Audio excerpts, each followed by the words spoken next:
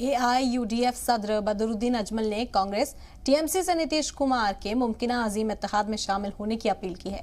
बदरुद्दीन अजमल का uniform civil code पर रद्द-ए-अमल भी सामने आया।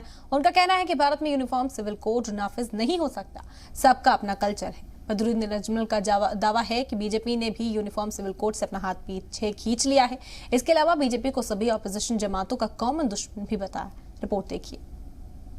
असम में बहुत जल्दी ऑल इंडिया नीतीश जी के अंदर में जो महागठबंधन हो रहा है, हमने ऑलरेडी उसको वेलकम किया। हम ये चाहते हैं असम में भी वो महागठबंधन कामयाब हो। उनके साथ मिलकर 1 महीने के बाद वो लोग आने वाले। कल ही मेरे पास मैसेज आया, हम उनको वेलकम करेंगे।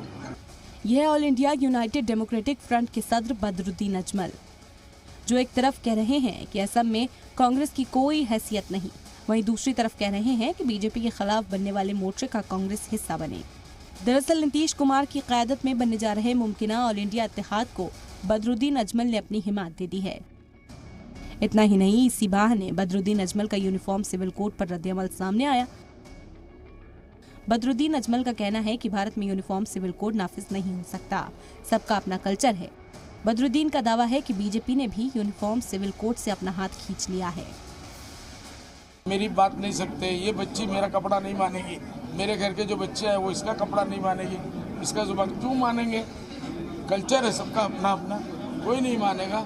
इसलिए आपने लेटेस्ट, आपके पास शायद रिपोर्ट नहीं है कि बीजेपी गवर्नमेंट ने 2024 में होने वाले लोकसभा इंतखाब के लिए बदरुद्दीन अजमल ने नीतीश कुमार की क़यादत में बनने वाले ऑल इंडिया इत्तेहाद में ममता बनर्जी के शामिल होने की उम्मीद जताई है।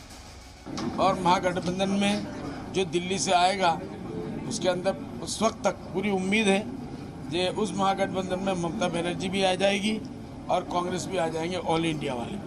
तो इसलिए जब हम लोग सब मिलके एक हो जाएंगे तो हमारा स्ट्रेटेजी एक ही होगा, जो ऑल इंडिया महागठबंधन का स्ट्रेटेजी, वही हमारा हिस्सा है। मुल्क में बेशक अभी तक किसी भी ऑपोजिशन लीडरान ने नीतीश कुमार को अपना लीडर करार नहीं दिया, लेकिन बदरुद्दीन अजमल ने न सिर्फ नीतीश कुमार को अपना लीडर मान लिया, बल्कि इसी दम पर 2024 में बीजेपी की विदाई का ऐलान भी कर दिया है। ब्यूरो रिपोर्ट, जी मीडिया।